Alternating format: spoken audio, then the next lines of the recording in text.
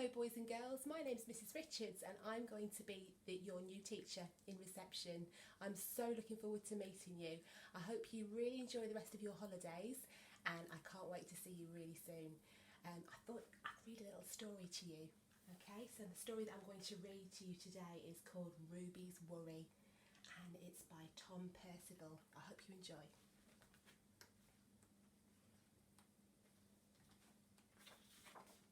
Ruby loved being Ruby.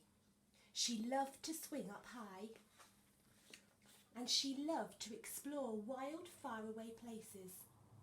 Sometimes she even went all the way to the bottom of the garden. Ruby was perfectly happy until one day she discovered a worry. It wasn't a very big worry. In fact, it was so small that at first Ruby had hardly even noticed it. But then the worry started to grow. Each day it got a little bit bigger.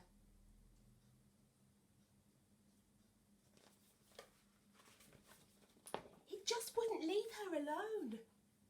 It was there at breakfast, staring at her over the cereal box, and it was still there at night when she cleaned her teeth.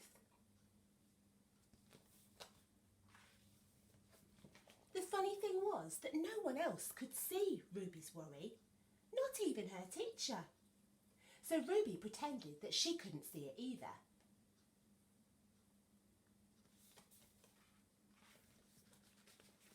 She tried to carry on as if everything was normal, but it just wasn't. The worry was always there, stopping her from doing the things that she loved.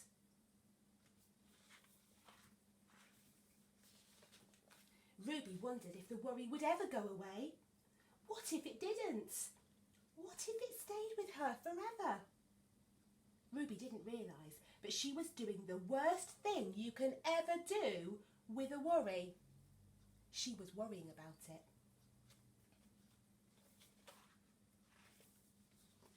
Now the worry was enormous.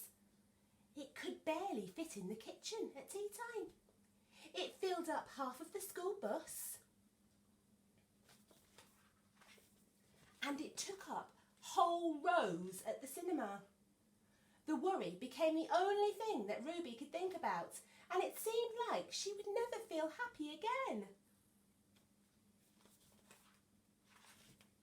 Then, one day, something unexpected happened. Ruby noticed a boy sitting alone at the park. He looked how she felt, sad. And then she noticed something else. Something was hovering next to him. Could it be a worry?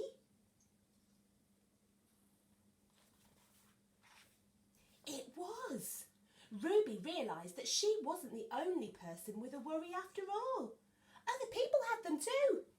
She asked the boy what was on his mind, and as he told her, the strangest thing happened. His worry began to shrink. That means it got smaller and smaller. Then Ruby did the best thing you can ever do if you have a worry. She talked about it. As the words tumbled out, Ruby's worry began to shrink and shrink and shrink until it was barely there at all. Soon, both of their worries were gone. Finally, Ruby felt like herself again. Of course, that wasn't the last time that she ever had a worry, because everybody gets worries from time to time. But now that she knew how to get rid of them, they never hung around for long. I hope you enjoyed the story, boys and girls. I'm so excited to meet you all in September. See you soon.